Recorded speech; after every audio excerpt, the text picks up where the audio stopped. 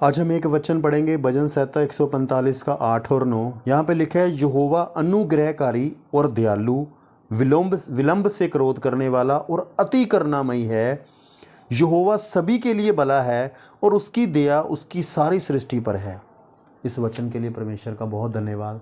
जब मैं परमेश्वर को नहीं जानता था ना, तो मैं अपने माँ बाप से सुनता था, तो मुझे बड़ी तकलीफ़ होती है। आज तकलीफ़ होती है जब मैं उनकी बातों को याद करता हूँ। तो मेरे माँ बाप मुझे ये बोलते थे कि परमेश्वर हमेशा दंड देने के लिए तैयार है, तुम पाप करोगे तो वो तुम्हें दंड देगा।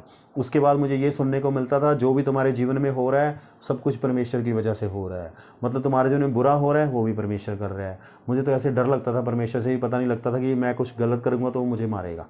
लेकिन जब मैंने बाइबल पढ़ी, प्रभु का धन्यवाद हो, उसने मेरी आंखें खोल दी, बुद्धि खोल दी। अब यहाँ पे क्या पढ़ने को मिल रहा है, परमेश्वर क्या कह रहा है, बाइबल क्या कह रही है, यहोवा अनुग्रहकारी और दयालु है। बाइबल कह रही परमेश्वर एक तो दया करने वाला है, उसका स्वभाव कैसा है, दयालु है। वो दया करने वाला है, ना कि वो हमें मारने वाला है।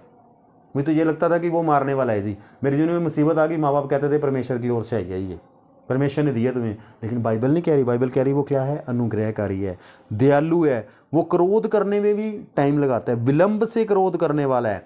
मतलब वो उसी टाइम क्रोध नहीं करता।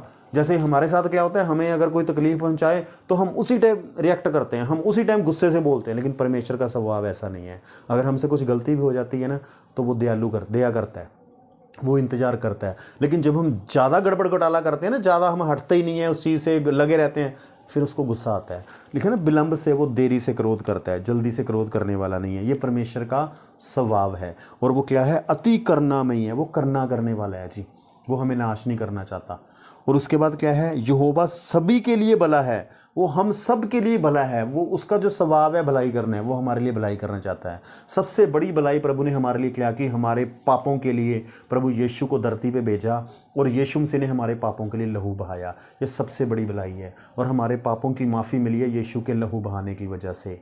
और परमेश्वर क्या है, भला है, और उसकी दया उसकी सारी सृष्टि पर है। देखो, उसकी दया हम सब पर है, पूरी सृष्टि पर वो दया करने वाला है, तो बहुत दयालु है। तो इसके लिए हमें क्या करना है, इस बात को सदा याद रखना है कि हमारा परमेश्वर विलंब से क्रोध करता है, वो दयालु है। तो उसके लिए सदा हम परमेश्वर को धन्यवाद करते रहेंगे। आज के लिए इतने काफ़ी है। प्रभु आपको बहुत आशीष दे। Thank you very much.